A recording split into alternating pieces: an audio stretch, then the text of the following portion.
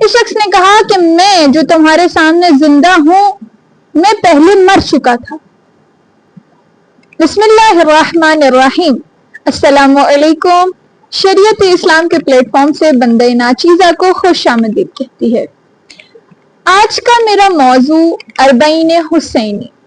جی ہاں، اربعین کا نام جیسے ہی مومن سنتا ہے ویسے ہی آنکھیں اشک بار ہو جاتی ہیں اور دل غمگین ہو جایا کرتا ہے کہ کاش اربعین کا موقع ہو اور ہم کربلا میں ہوں۔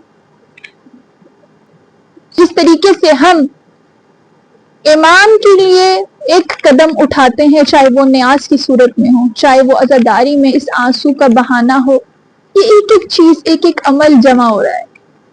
بس یہ نیاز دینا، ان مجالس میں جانا، آنسو بہانا، یہ نہ سمجھیے کہ یہ رائے گا جائے گا۔ اس کا ثواب، اس کی منزلت کچھ جدا ہے۔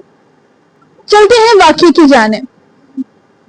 واقعہ کچھ اس طرح سے ہے کہ کچھ ایرانی زائر شہریوں کے لیے اپنے گھر سے نکلتے ہیں، راستے میں ایک ایسا گاؤں، ایک چھوٹا سا گاؤں ایسا آیا کہ جہاں لوگ ہم سے درخواست کر رہے تھے، ہمارے آگے جو ہے التجا کر رہے تھے کہ آئیے آپ ہمیں اپنا سامان دیجیے اور ہمارے گھر میں ہمیں بھی اپنی خدمت کا موقع دیجیے۔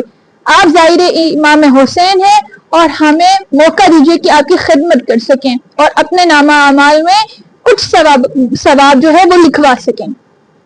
جی ہاں، یہ کہتے ہیں کہ ہمیں بہت دیر ہو رہی تھی، ہم نے کوشش کیا کہ ہم جلدی سے یہاں سے جائیں اور پہنچ جائیں اپنی منزل کو۔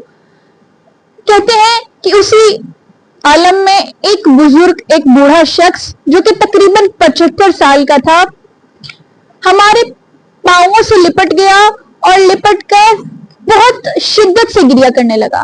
اس شدت سے گریہ کرتے ہوئے کہہ رہا تھا کہ آپ سے التجا کرتا ہوں کہ آئیے میرے گھر میں، آئیے کچھ کھانا کھائیے میرے دسترخوان پر اور مجھے اپنی خدمت کرنے کا موقع دیجیے۔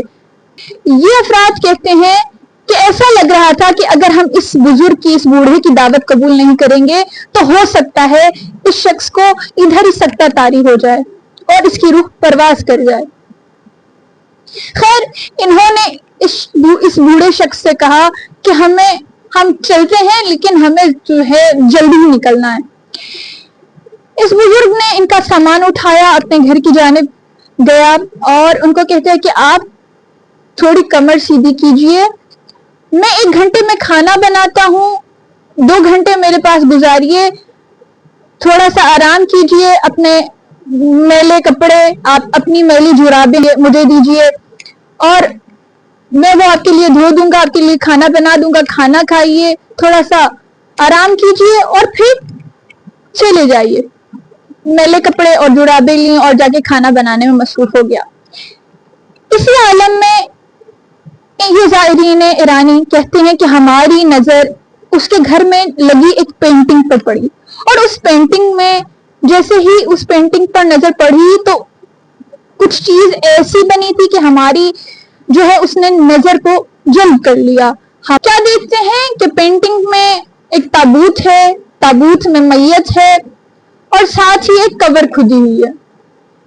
ان زائرین ایرانی نے کہا کہ ہم نے آپس میں گفتگو کی کہ یہ کیسی پینٹنگ لگائی ہوئی ہے اس بزرگ نے۔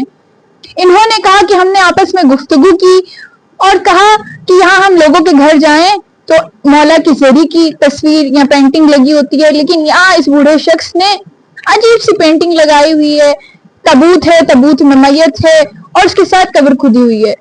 ابھی یہ بات کر ہی رہے تھے کہ بوڑھا شخص آیا کھانا لے کر اور ان افراد نے پہلے ہی سوال کیا کہ اے شخص، یہ پینٹنگ کس قسم کی لگائی ہوئی ہے آپ نے اپنے گھر میں؟ تو اس شخص نے کہا کہ اے زائرین امام حسین، آپ کچھ کھانا کھا لیجئے، ایسا نہ ہو کہ میں جب آپ کو بتاؤں تو آپ رونے لگیں۔ ان افراد نے پھر تعجب کا اظہار کیا اور حیرانگی سے پوچھا کہ ایسا کیا ہے، کیا ماجرا ہے اس کا؟ اصرار کیا کہ ہمیں بتائیں، لیکن بزرگ نے کہا کہ آپ کھانا کھا لیجئے پھر بتاتا ہوں۔ خیر انہوں نے کھانا کھایا، اس کے بعد انہوں نے کہا کہ جی اب بتائیے اس پینٹنگ کا کیا ماجرا ہے۔ اس شخص نے کہا کہ اس پینٹنگ میں جو آپ تابوت دیکھ رہے ہیں وہ میرا ہے، اس میں جو میت دیکھ رہے ہیں وہ بھی میں خود ہوں، اور جو قبر خود ہوئی دیکھ رہے ہیں وہ میری قبر ہے۔ اس شخص نے کہا کہ میں ایک دن مر چکا تھا اور یہ میرا تابوت ہے، یہ میری میت ہے، اور میری اسی طریقے سے قبر کھدی ہوئی تھی۔ ان افراد نے تعجب کے ساتھ پھر دیکھا اور پھر کہا یہ کیا ماجرا ہے، یعنی کیا کہنا چاہتے ہو، اس چیز کو سمجھاؤ ہمیں۔ اس شخص نے کہا کہ میں جو تمہارے سامنے زندہ ہوں، میں پہلے مر چکا تھا